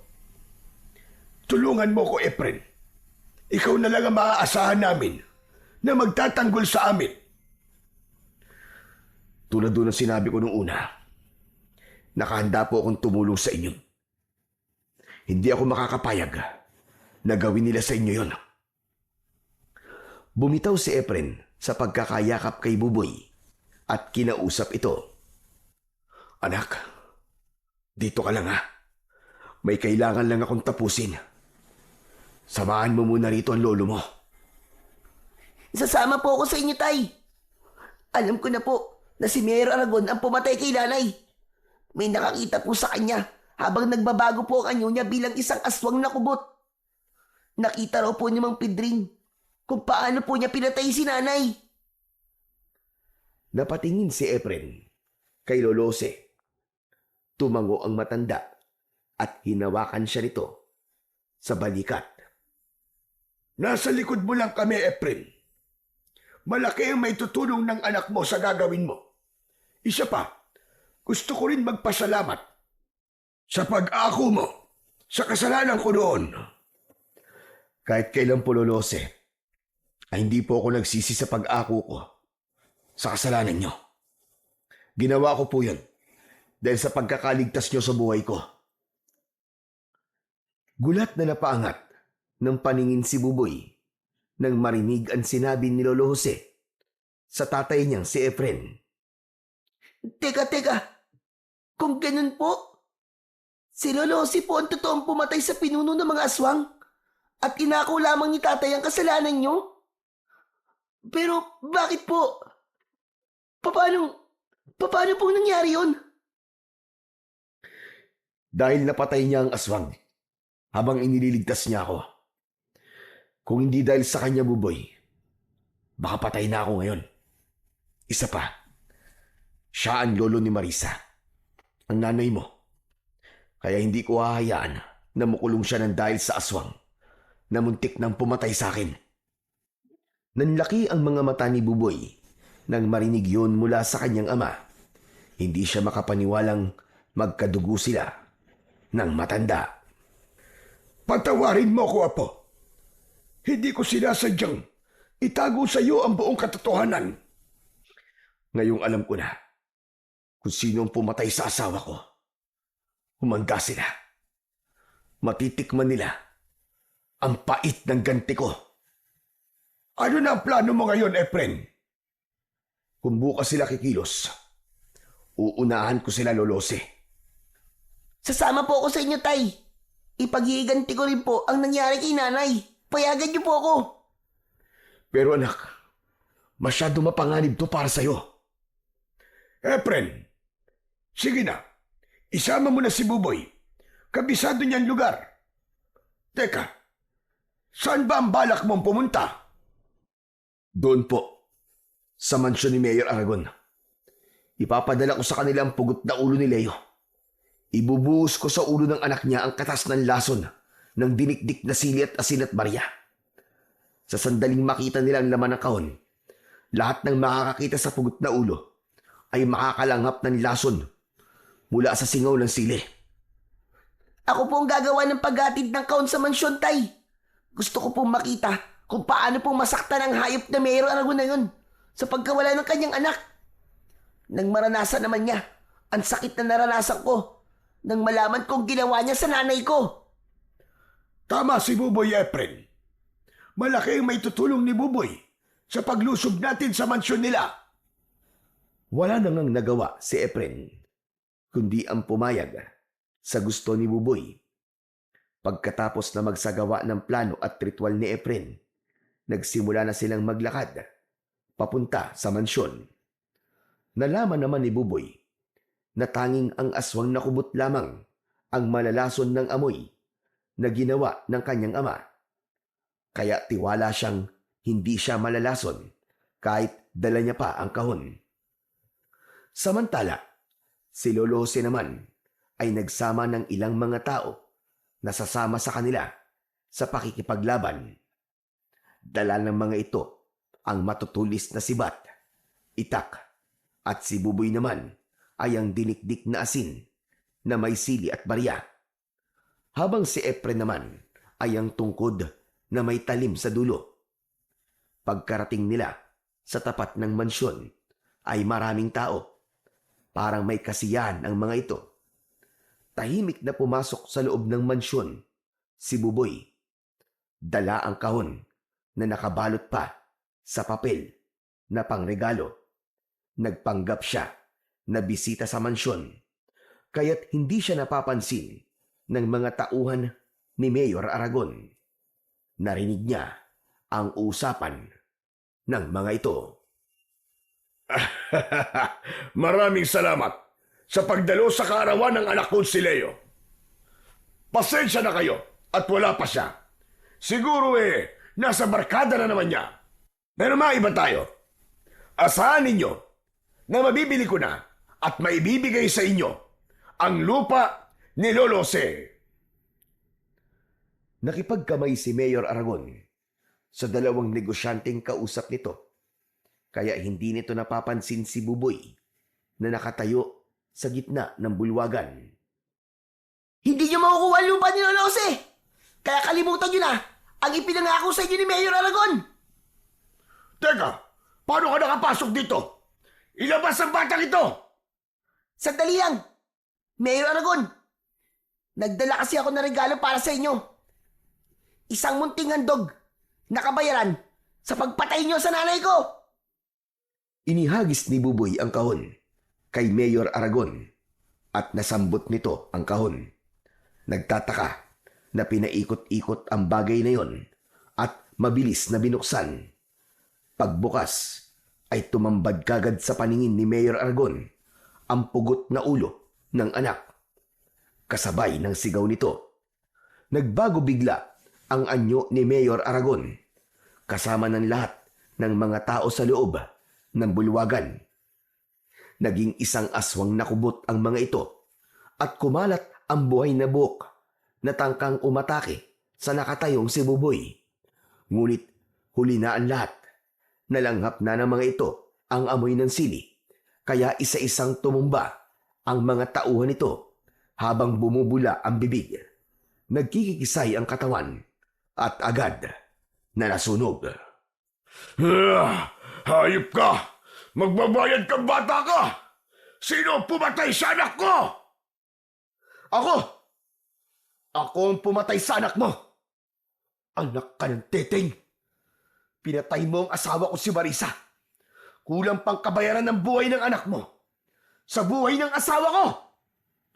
Kung ganun, papatayin ko kayong lahat kasama ang batang yan! Tumakbo papalapit kay Buboy ang aswang na si Mayor Aragon. Ngunit biglang humarang si Efren. Itinarak niya ang talim ng tungkod sa dibdib mismo ng aswang. Habang si Buboy naman ay lumapit din kay Mayor Aragon. Inispray niya ang katas ng sili sa mukha nito, habang si Efren naman ay paulit-ulit na sinaksak ang dibdib ng alkalde. Sumugod na rin ang taong bayan at pinagtulungan ng mga ito na saksakin ang nagkikikisay na katawan ng mga natitirang tauhan ni Mayor Pinagmasdan ng mag-ama kung paanong unti-unting nalalason ang katawan ng mga ito. Tumubo ang malalaking bukol sa katawan ng aswang na kubot at nanlalaki ang mga mata habang pilit na tumatayo para lumaban sa kanila. Subalit bumula ang bibig nito hanggang sa tuluyang masunog ang katawan ni Mayor Aragon. Naluluwang napatingin si Buboy sa muka ng kanyang ama na si Mang Efren. Tay, gumana po ang lason na ginawa nyo. Hindi ko po alam na mahusay po pala kayong gumawa ng lason. Matututunan mo rin ang lahat ng yan, anak. Balang araw ay dalawa na tayong haharap sa mga aswang na kagaya ni Mayor Aragon. Tuluyan ng nakalaya ang baryo ng Garoma sa ganid na pamamahala ng isang kurap na kawani ng gobyerno. Sana ay wala nang kagaya niya ang muling maghari sa lugar na ito. Tara na mga kasama! Makakahinga na tayo ng maluwag! Wala na si Mayor Aragon! At dahil sa kasama natin na si Efren, nagawa nating magtagumpay! At siyempre, kasama ang kanyang anak na si Buboy! Mabuhay ang mag-ama! Mabuhay ang mag-amang manunugis! Sabay-sabay na umalingaw-ngaw ang malakas na boses ng mga tao kasama ang mag-ama na sina Nene at Mang Pidring. Sama-sama silang lumabas ng mansyon at naiwan ang naaabong katawan ng mga aswang na kubot. Magmula ng gabing yon ay tuluyang bumalik ang katahimikan sa baryo. Naibalik din ang lupang kinamkam ni Mayor Aragon sa mga tao. Pagkalipas ng 2 linggo, ay magkasama na ang mag-ama sa pagtitinda ng sili sa mga tao.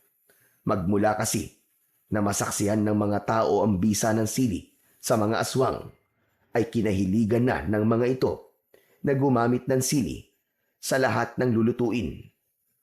Dumami ang suki ng mag-ama at dahil sa malaking halaga na naiipon ni Buboy sa paglalako ng sili, ipinagpatuloy niya ang kanyang pag-aaral. Si Efren naman ay nanatili bilang isang salamangkero na biyasa sa paggawa ng lason sa pamamagitan ng orasyon at ritual. Natutunan ni Buboy na ang pagiging masama sa kapwa ay palaging may katapat na kabutihan na tatalo sa kanilang kasamaan. Walang permanente sa mundo. Lahat ay mawawala at ang labis na paghahangad sa yaman kailanman ay hindi rin magtatagal. Dahil ang yaman na naipon mo sa lupa ay hindi mo madadala hanggang sa hukay. Pero ang kabutihan na iyong nagawa ay mananatili sa alaala ng lahat, magpakailan paman.